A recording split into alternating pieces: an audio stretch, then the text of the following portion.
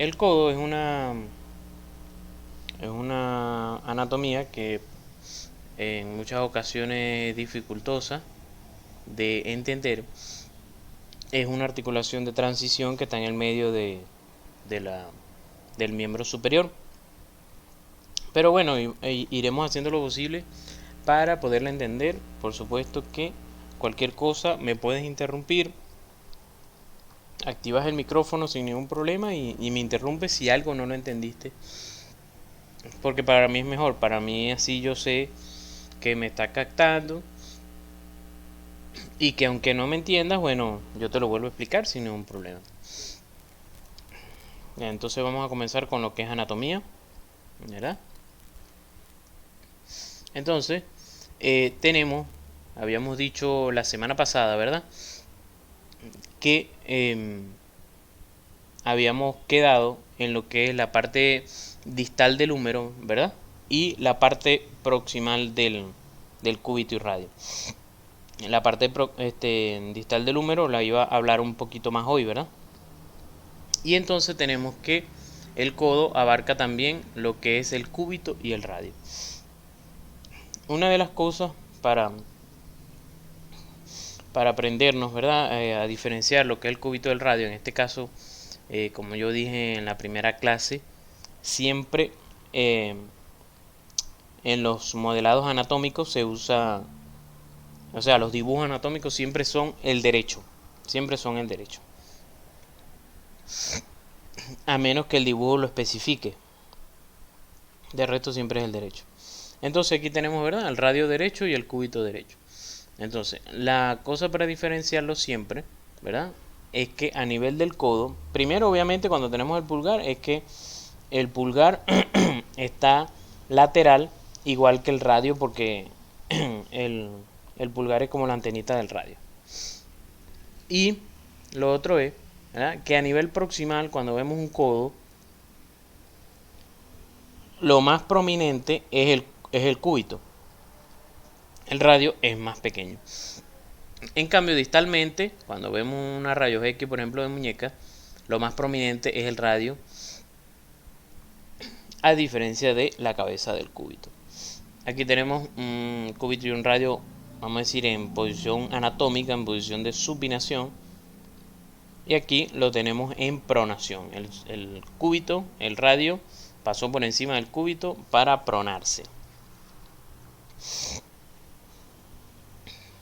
Entonces vamos a ver aquí algo de la anatomía distal del húmero. Pues,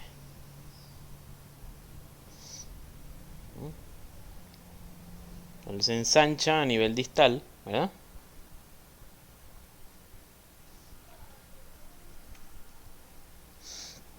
Tenemos entonces la tróclea, que está en el centro, pero más hacia medial, y el capitellum, que está más lateral,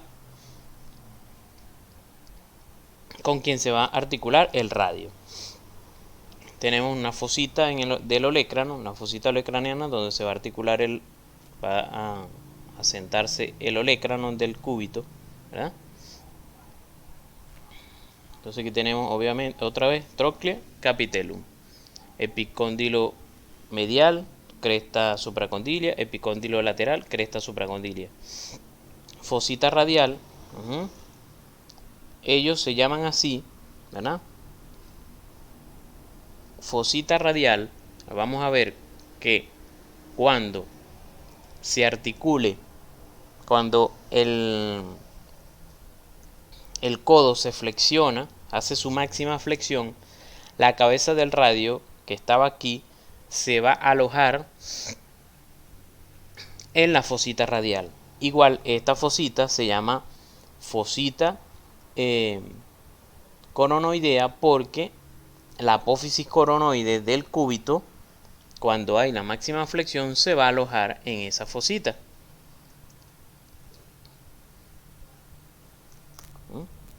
Igualmente sucede a nivel posterior,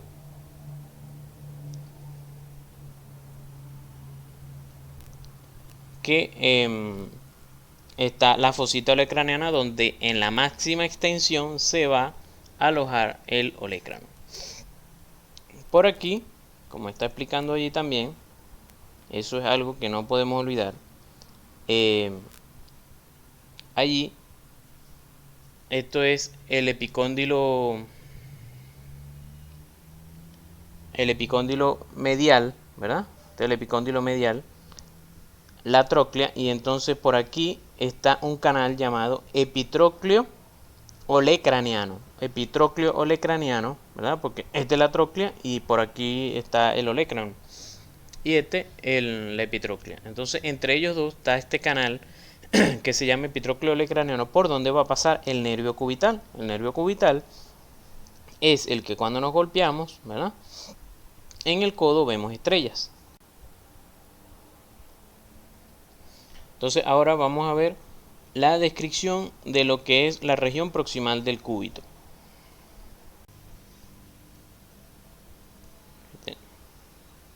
Se sitúa por dentro del radio, ¿verdad? Tiene su eje, se articula por arriba con el húmero, abajo con el radio, porque recuerda que él no se articula con, vamos a decir, con la muñeca como tal. Él no se articula con el carpo, sino que está interrumpido aquí por un menisco llamado fibrocartílago triangular, que lo vamos a ver más adelante. Entonces el cúbito se articula por arriba con el húmero y el radio en la articulación húmero radiocubital proximal, y abajo en la articulación radiocubital distal. Esto es importantísimo también, porque todavía me cuesta manejar aquí lo de los videos. Cuando vemos esta curvatura que tiene el radio, que tiene el cúbito, esta misma curvatura la tiene el radio, y quiero que la tengas en mente en este momento, que él tiene una curvatura, como vamos a llamar en los términos que hablábamos la semana pasada en la primera clase, un recurvatum.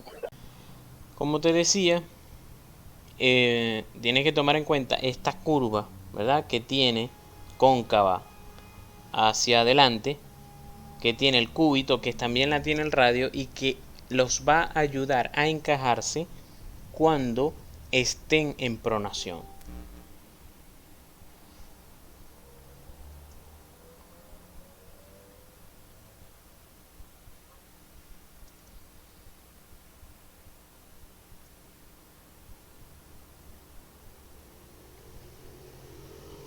Entonces la parte superior del cúbito, ¿verdad?, vamos a tener, ¿verdad?, que es como si fueran esas figuritas que se van a articular con la tróclea, ¿verdad? Van a formar esta curvatura que va a tener dos puntas, una punta olecraniana arriba y una punta inferior que es llamada la apófisis coronoidea. A nivel lateral se va a articular con el radio, formando la articulación radiocubital proximal, que es la que más va a permitir la pronación y supinación. Aquí a este nivel es donde se va a insertar lo que es el músculo braquial anterior que viene del codo.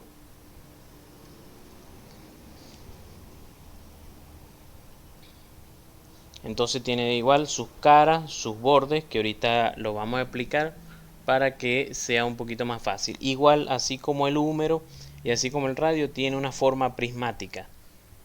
Tiene hacia lateral la cresta del supinador, que eso lo vamos a ver igualmente en lo que es en la clase de antebrazo.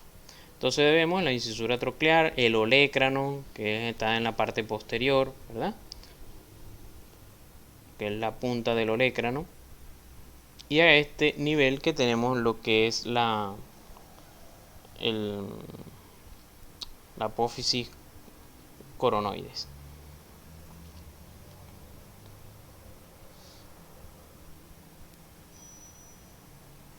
Se va a articular con el húmero, y aquí se va a articular con el radio. Aquí es donde se inserta el braquial anterior, ¿verdad? Es cuando lees braquial anterior que se inserta distalmente en la apófisis coronoide. Tiene sus tres bordes que, como te dije ahorita, te voy a enseñar un poquito más fácil cómo aprenderlos. Los tres bordes y las tres caras.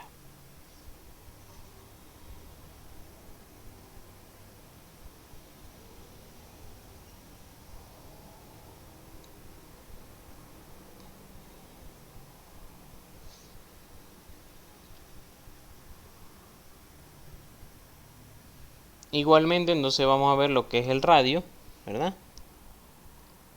El radio proximalmente. Entonces aquí tenemos el radio, ¿verdad? Que ellos se cruzan, se interponen uno con otro.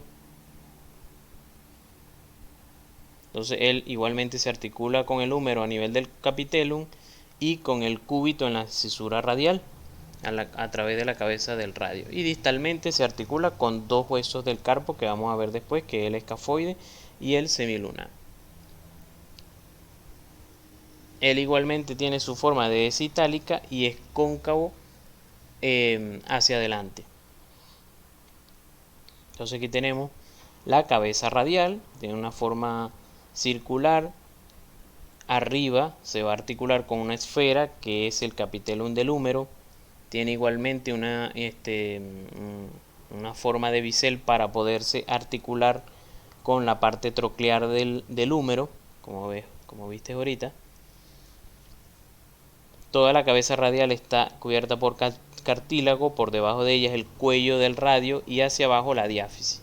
Aquí tenemos la tuberosidad bicipital del radio, donde se va a insertar el músculo bíceps, que es el que va a ayudar a supinar al radio.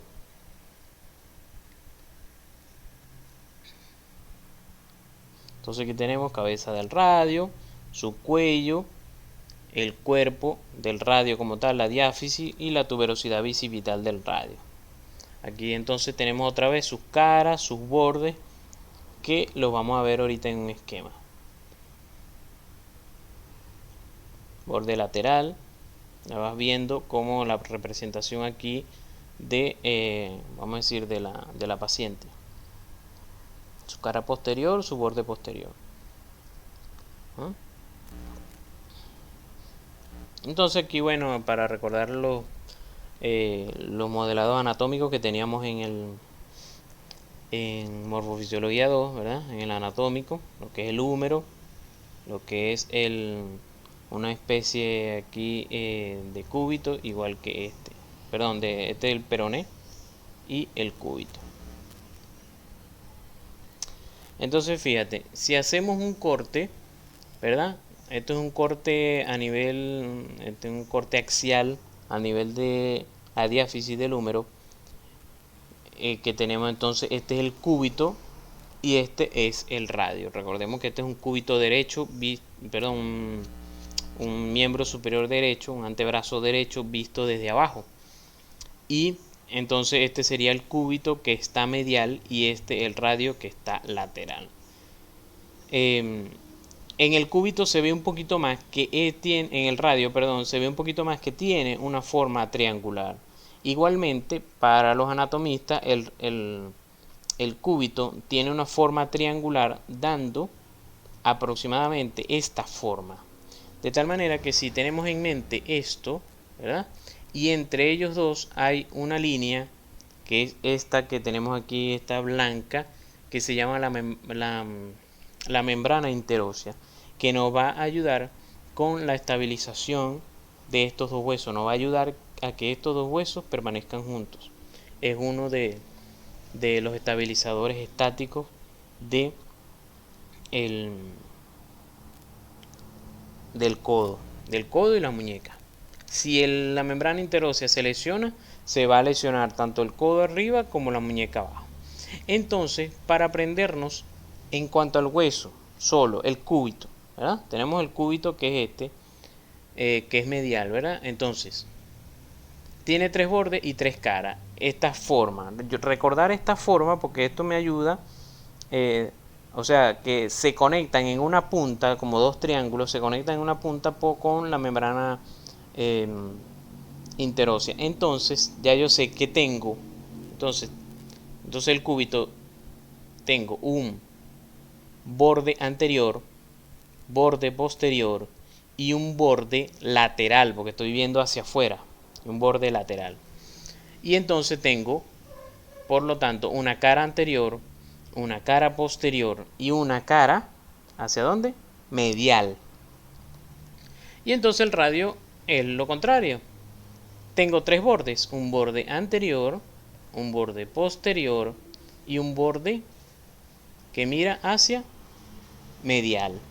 En cambio tengo tres caras, cara anterior, cara posterior y una cara que mira hacia lateral. Esa es la manera en cómo nos vamos a aprender las caras y los bordes fácilmente. Entonces aquí tenemos una representación, ¿verdad?, de lo que es la descripción del codo como tal. Una de las cosas que tenemos que tener en cuenta primero es las tres articulaciones que conforman el codo, que se van a preguntar, así como en el hombro hay 7 articulaciones, el codo tiene 3. ¿Cuáles son? Húmero cubital, ¿verdad?, húmero radial y radiocubital proximal. Radiocubital superior o radiocubital proximal, que es como lo usamos en el servicio.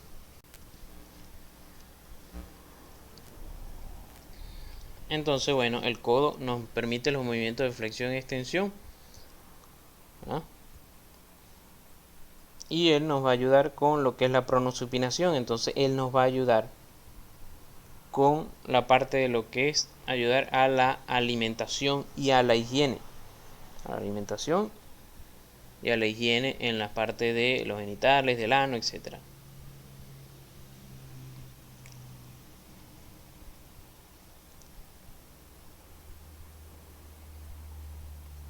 Si no hay flexión del codo, yo no puedo hacer ninguna de esas cosas. Entonces recordemos que el codo tiene un ángulo, tiene una caída, una desviación de unos 6 grados que hace que el cúbito mire hacia afuera y entonces haya un valgo del cúbito. Esto es para que la mano, al quedar hacia afuera y cuando se flexiona, quede hacia adentro. Esto sucede por esta forma espiroidea que tiene el cúbito. Voy a mostrarla de nuevo.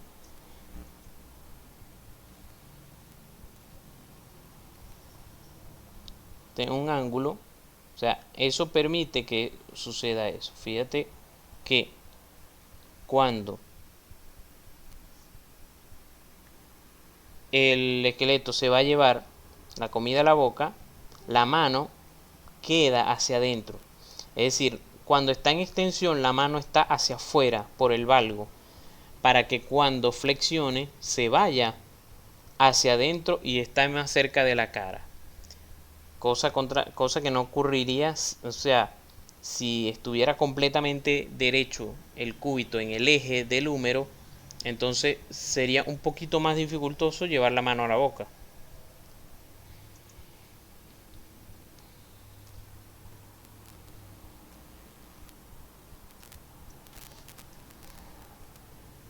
Entonces por eso es esta inclinación de 6 grados que tiene la tróclea y hace que el cúbito entonces se vaya en valgo para que cuando flexione se venga hacia adentro.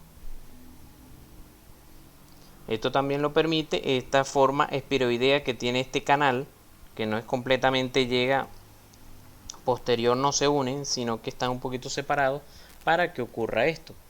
Aquí están entonces las tres articulaciones del codo, la húmero cubital, húmero radial y radiocubital proximal. Otra cosa importante es que el húmero, ¿verdad?, el húmero no es completamente derecho a nivel distal, sino que si él fuera completamente derecho, nada más pudiéramos flexionar hasta aquí, hasta 130 grados. Pero como él se inclina un poquito hacia adelante, 30 grados, permite que la flexión pueda aumentar unos 30 grados más. Esta inclinación hacia adelante de 30 grados debe ser restaurada anatómicamente cuando hay una fractura distal de húmero. Eso no se le puede olvidar. Cuando hay una fractura distal de húmero, yo debo restaurar esta inclinación hacia adelante que tiene la parte distal del húmero de 30 grados para que pueda ocurrir una flexión completa.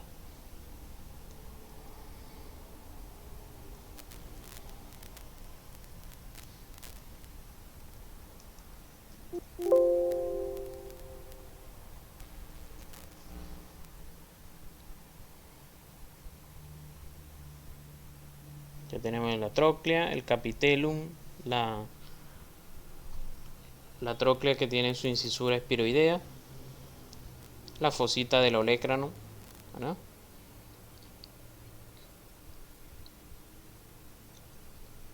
Que está como se articula con el cúbito.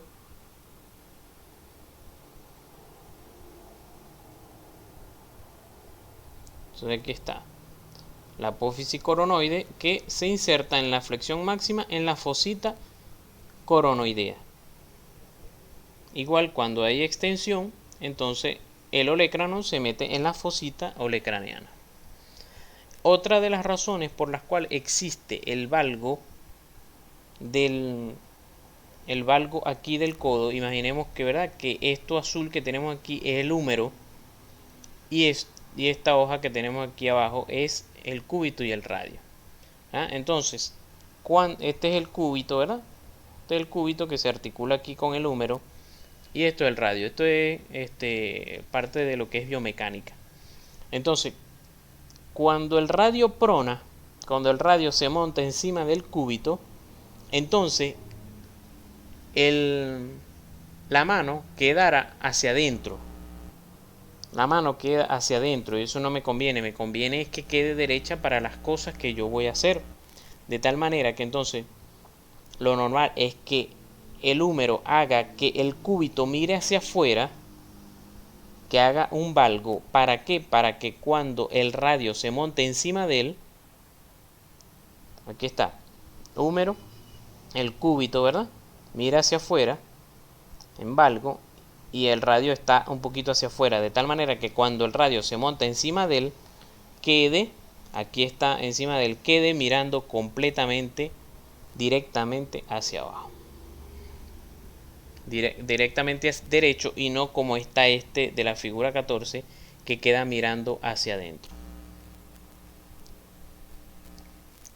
Unas consideraciones aquí, este es de un seminario que yo tenía cuando di artroplastia de codo, y este es lo funcional del codo. Si vemos que un codo normalmente, ¿verdad?, puede llegar hasta 0 grados de extensión, y vimos también que puede flexionar hasta 160 grados.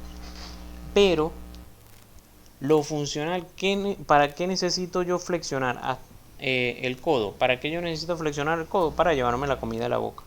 Entonces está comprobado que con que el paciente tenga 130 grados de flexión es algo funcional. Igualmente, yo no necesito la extensión completa, que el paciente llegue a la extensión completa, sino que por lo menos llegue hasta 30 grados de extensión para que él se pueda asear en la parte de la región de los genitales, la región anal. Entonces, si yo pierdo, igual otra cosa, si yo pierdo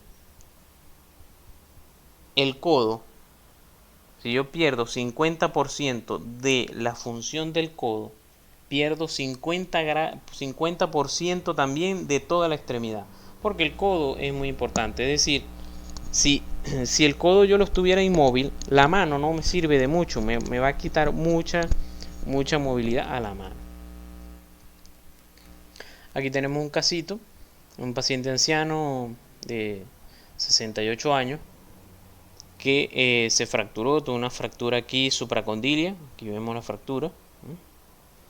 Se le colocó un sistema distal de húmero, de placa, pero el paciente se cayó, ¿verdad?, en el postoperatorio y por supuesto se aflojó todo el sistema, quedaron los tornillos volando, todo eso quedó. Él le colocó un tutor después porque él se infectó y todo, y bueno, llegó a estar así.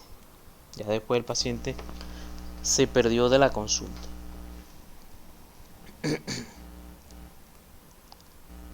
Bueno, era una tomografía de húmero. Aquí otro paciente con una fractura de olecranon, aquí la vemos, fractura aquí a nivel del olecranon, y se le colocó esta placa de reconstrucción. Fractura distal de húmero en los niños, muy frecuente, una supracondilia de húmero.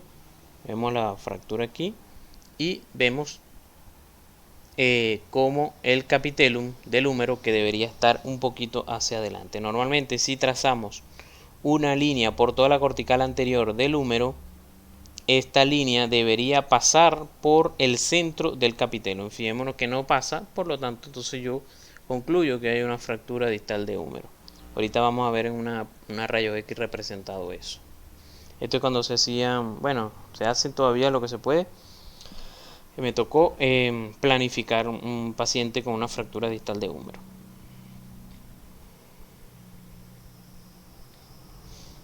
Entonces llegamos a lo que son los estabilizadores estáticos y dinámicos, que es la parte de la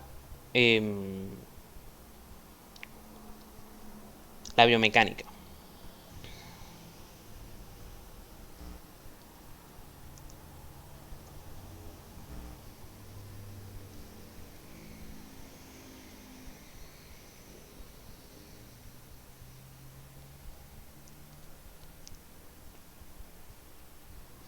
Entonces tenemos los estabilizadores pasivos, que son la cápsula, los ligamentos, que vamos a ir viendo uno por uno con la membrana interósea. Primero lo que es la cápsula articular, que ella está insertada completamente alrededor de donde está el cartílago articular. Vemos cómo está insertada alrededor aquí de lo que es el húmero, de lo que es el cúbito y de lo que es el cuello del radio. Todo eso es la cápsula articular, uno de los componentes de los estabilizadores estáticos del codo, y allí están las tres articulaciones que componen al codo.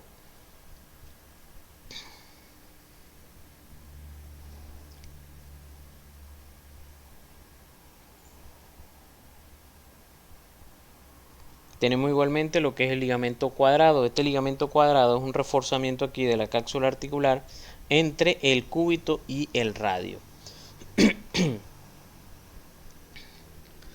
El ligamento anular, entonces es un ligamento anular porque él es un anillo, es como un anillo que rodea la cabeza del radio. Rodea la cabeza del radio. Él es el responsable en el codo de niñera, ¿verdad? Él mantiene la cabeza del radio en su lugar, pero cuando hay codo de niñera, que al niño se le jala, ¿verdad? Se le jala la mano o el antebrazo, la cabeza del radio se sale de este anillo y entonces obviamente el niño se le subluja la cabeza del radio y va a sentir mucho dolor. Haciendo entonces luego haciéndole un movimiento de supinación, llevamos al sitio el radio. Esto sucede porque la cabeza, como en ellos, la cabeza del radio no está inmadura, no está del tamaño adecuado, entonces se tiende a salir del anillo mucho más de lo que sucedería en un adulto.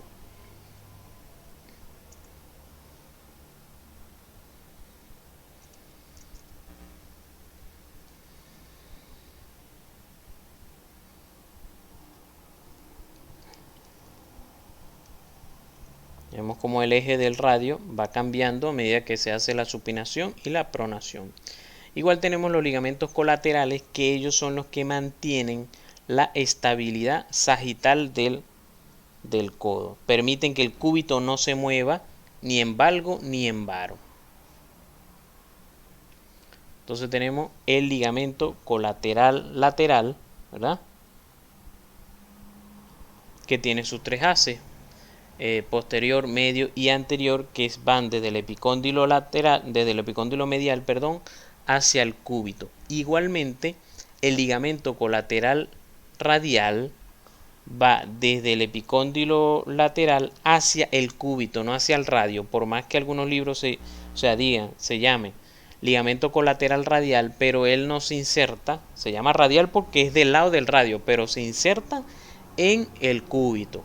Los dos se insertan en el cúbito porque el cúbito es el estabilizador del codo. Y tenemos la membrana interósea, que la membrana interósea se va a insertar obviamente entre el borde lateral del cúbito y el borde medial del radio.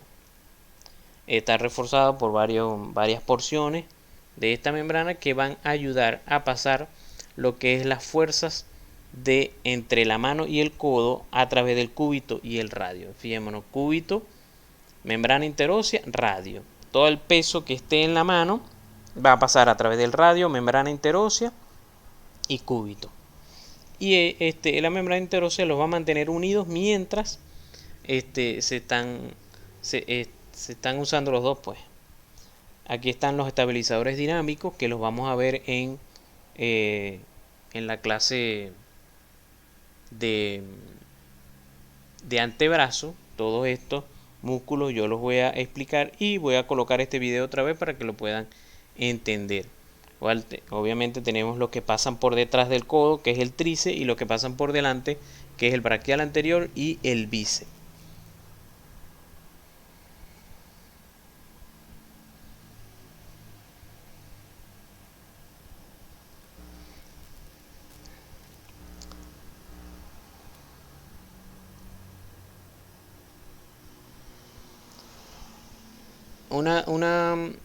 Una de las maneras, aquí al principio, siempre se nos olvida, siempre se nos tiende a olvidar cuál es, ¿verdad?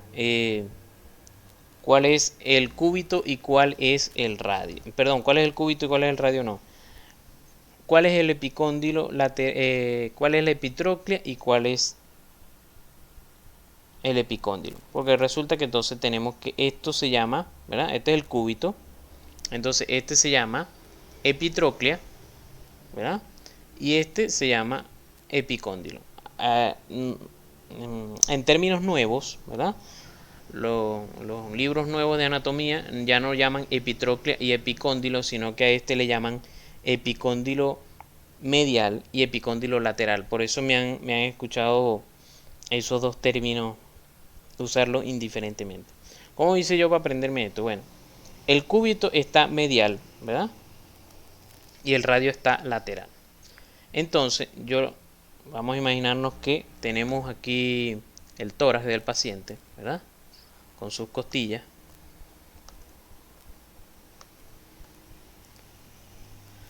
Entonces, aquí, ¿verdad? Aquí sería el hombro.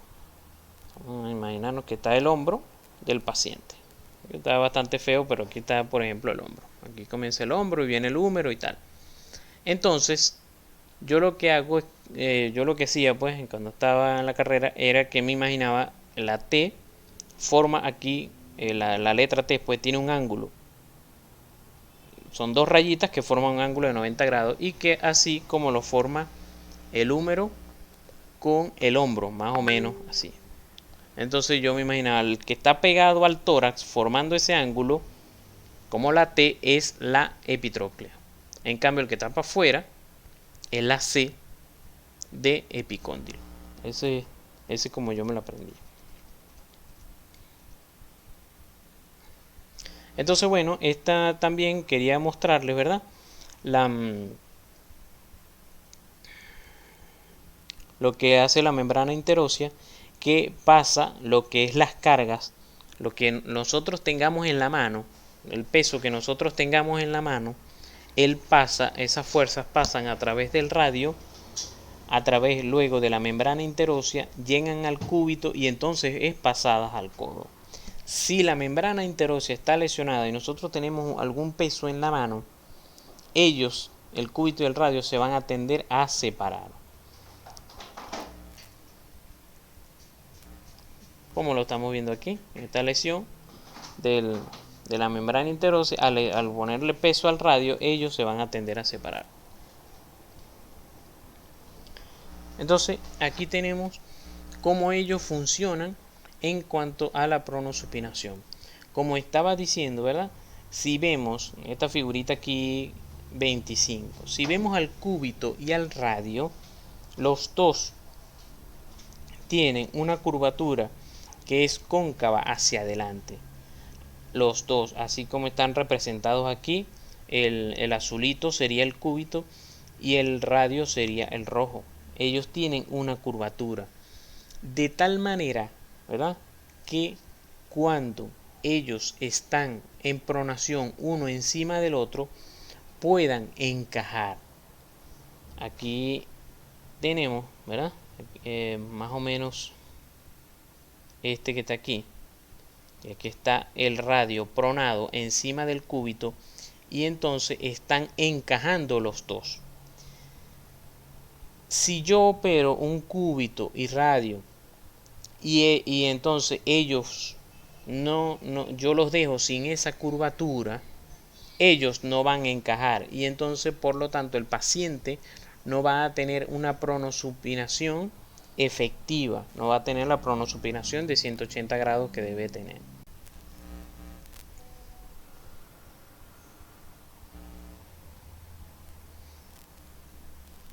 Entonces aquí tenemos la mano en supinación con el pulgar hacia afuera, ¿verdad?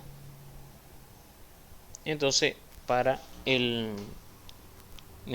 la pronosupinación necesitamos estas dos articulaciones, tanto la radiocubital proximal como la radiocubital distal. De la radiocubital distal hablaremos cuando estemos en muñeca. Entonces, obviamente, el hombro nos ayuda a hacer una rotación completa, porque recordemos que el hombro tiene rotación interna y externa y nos ayuda entonces a la pronosupinación. Por lo tanto, para uno medir la pronosupinación debe flexionar el codo siempre para poder bloquear el hombro. Para yo medir si la pronosupinación que está haciendo el paciente no está siendo ayudada con el hombro. Siempre debo medir la pronosupinación con el codo flexionado.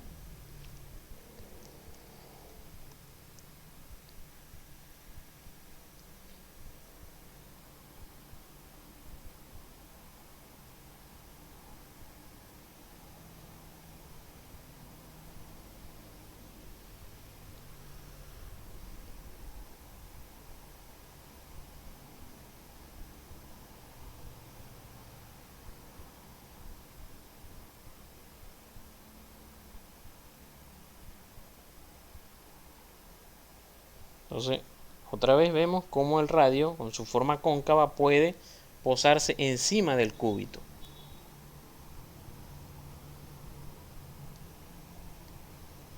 También esta forma cóncava me ayuda a que la tuberosidad bicipital no roce aquí con el cúbito, que es donde está insertado el bíceps, que es el supinador. Cuando veamos la siguiente clase, vamos a ver con la actuación de los músculos, porque vamos a ver lo que son los músculos del antebrazo. Ok, entonces ya vimos, bueno, todo lo que es la parte ósea, la parte muscular. Vimos parte que se vio en la parte de brazo, y en la región de antebrazo, que vamos a ver la semana que viene, vamos a completar todos esos músculos. Entonces, en el codo, ¿quiénes pasan a través del codo en cuanto a básculo nervioso?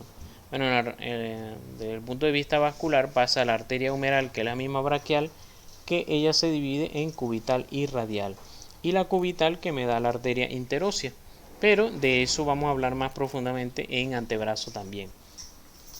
Y bueno, nervioso, obviamente todos estos nervios que son ramos terminales del plexo braquial y que los vamos a volver a repasar en cuanto a qué hacen cuando van por el codo.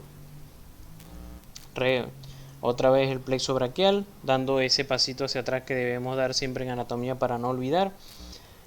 Cuando llegamos al codo, aquí tenemos el radial, que es rama del fascículo posterior, el mediano, que es rama del fascículo lateral y medial, el cubital, que es rama del fascículo medial, y el músculo cutáneo, que es rama del fascículo lateral. El único que se quedó en el hombro fue el nervio axilar, que recordemos que él le da la vuelta al cuello del húmero y se queda allí inervando los redondos y el deltoides.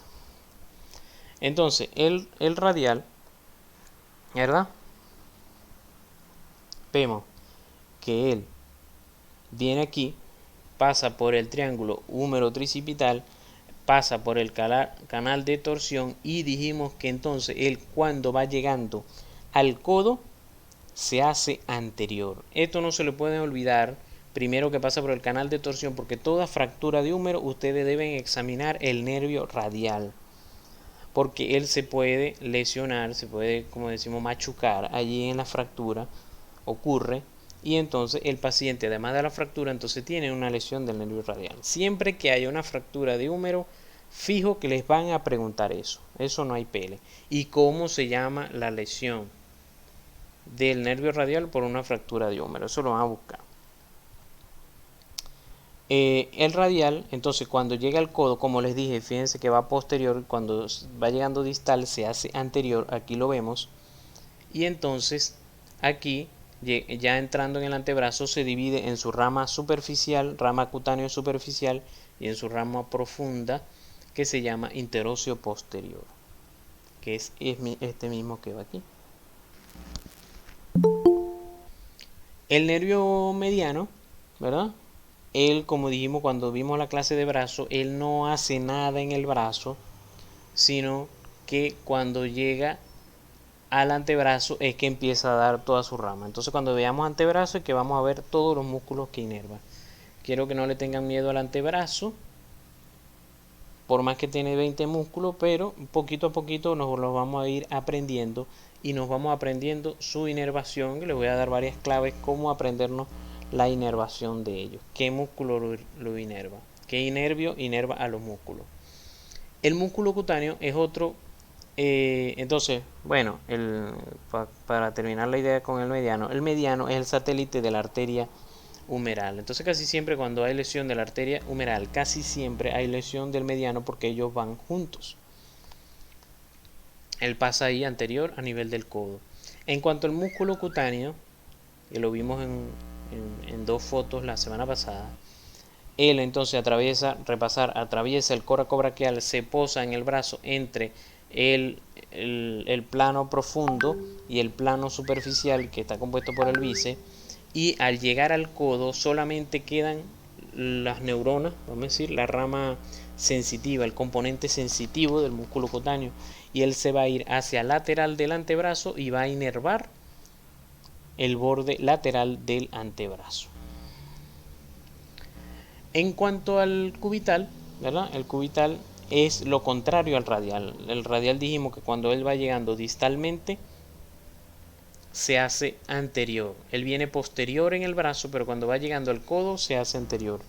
El cubital, por el contrario, él viene anterior juntico con el mediano y la arteria braquial, pero cuando va llegando a posterior, cuando va llegando al codo se hace posterior. Y entonces aquí lo vemos que él se hace posterior. Aquí vemos en otra foto, aquí está este es el nervio cubital que está cortado.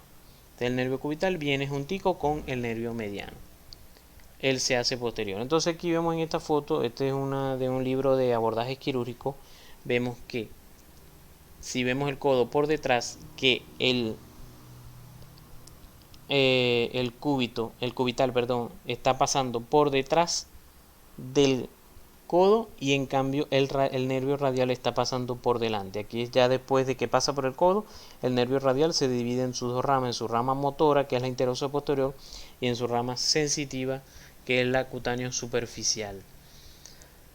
El nervio cubital, si estamos construyendo su recorrido, entonces al hacerse posterior, pasar por detrás del codo, pasa por este canal que dije al principio de la clase, que este canal se llama epitrocleo olecraneano, y es un sitio de compresión del nervio cubital en que los pacientes pueden presentar parestesias a ese nivel con irradiación hacia el borde cubital de la muñeca y la mano, que es el territorio donde cuando nos golpeamos vemos estrellas. Vemos estrellas con dolor y parestesia a ese nivel. Otra de las cosas que no podemos olvidar en el codo, ya esta es la parte, vamos a decir, de semiología, es lo que llamamos el triángulo de Nélaton.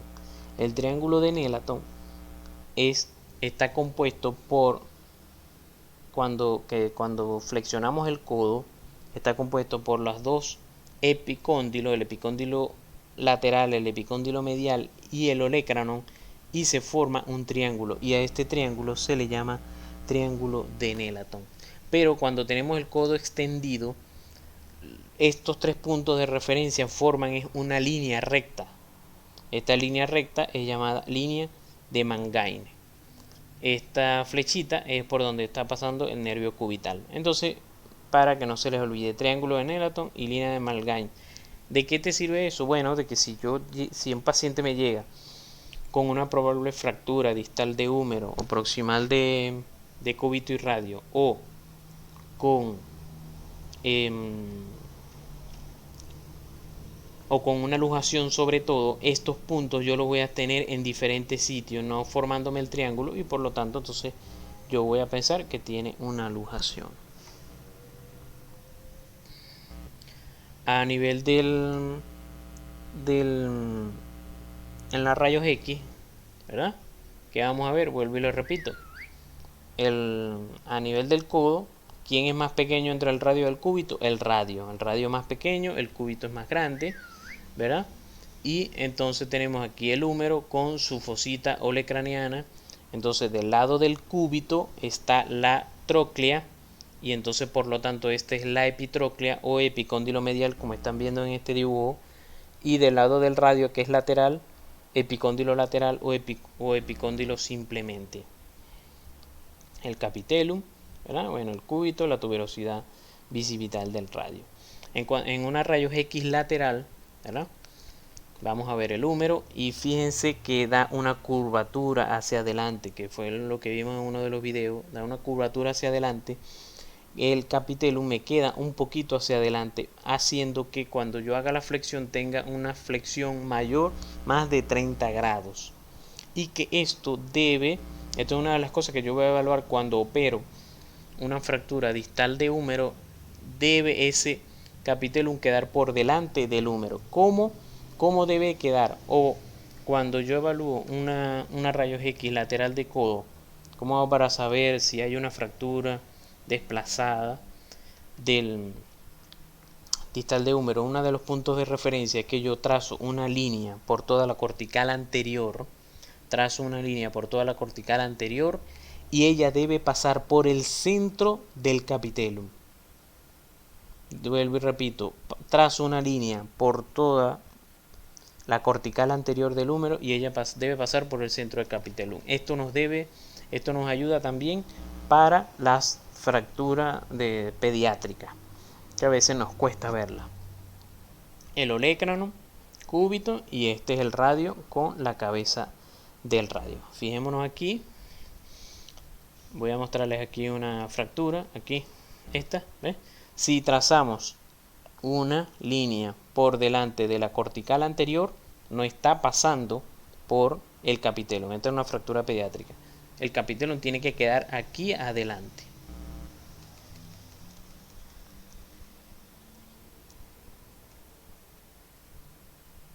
Este es cuando nos daban la clase de artroscopia y tenía que estar practicando. Entonces, bueno, agarraba a mi hermano de modelado para rayarle los abordajes de la artroscopia. Voy a dejar estos casitos. Yo creo que se los voy a dar de una vez. Sencillamente para mostrarles, fíjense, una fractura del epicóndilo lateral se fijó con tornillos. La fractura supracondilia, vemos cómo aquí está la fractura, ¿ves? A este nivel, y vemos cómo en la lateral aquí está el epicóndilo. Fíjense, si yo trazo la línea por aquí, el epicóndilo el capitellum debería estar aquí, y fíjense por donde ya está, por aquí por detrás botado. Se le colocaron sus alambritos, y fíjense, si yo trazo la línea otra vez, trazo la línea por delante de la cortical, estoy pasando por el medio del capitellum.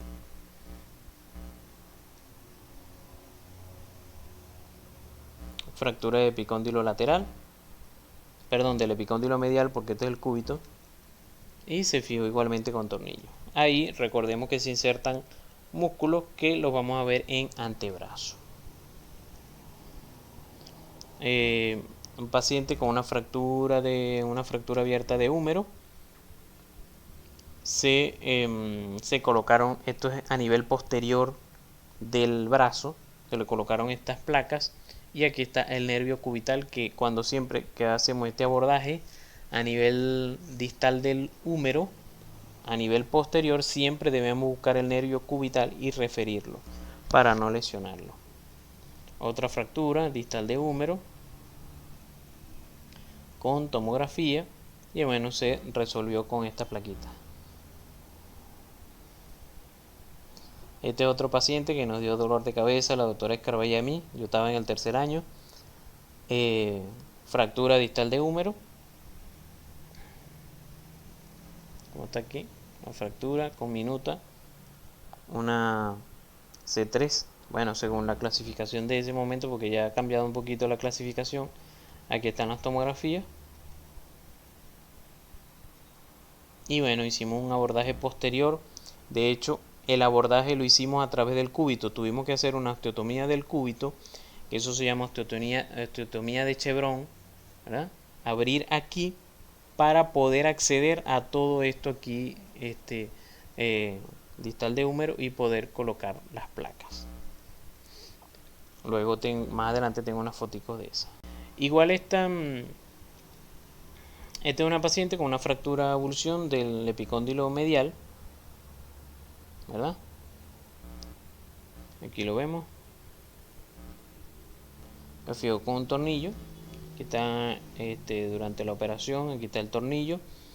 Y este video, que no sé por qué ahora casi no se me ve, cómo hicimos la prueba de bostezo, y ver que, como obviamente ahí se inserta el ligamento colateral medial, ¿verdad? Entonces, cuando yo forzo el cúbito en el plano coronal en valgo, yo lo forzo, aquí había un bostezo porque el ligamento no estaba ejerciendo su función. Pero a ver, ya el video no sé por qué casi no se ve, porque esto era bajo intensificador de imagen. Obviamente la paciente anestesiada, pero obviamente no lo toleraba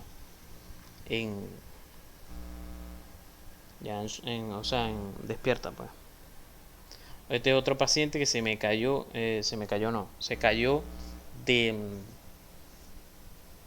estaba como en una tarima, y bueno, así como llegó, así lo pasamos a quirófano de una vez.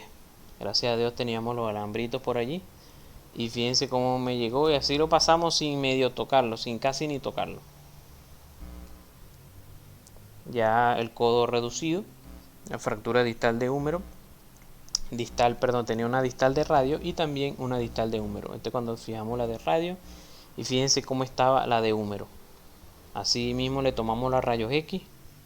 Fíjense cómo todo estaba completamente desplazada, y bueno, tuvimos que abrir el codo completamente y colocarle los alambres. Este es otro paciente también que con una fractura distal de húmero, y que le colocamos su sistema de placas y tornillos.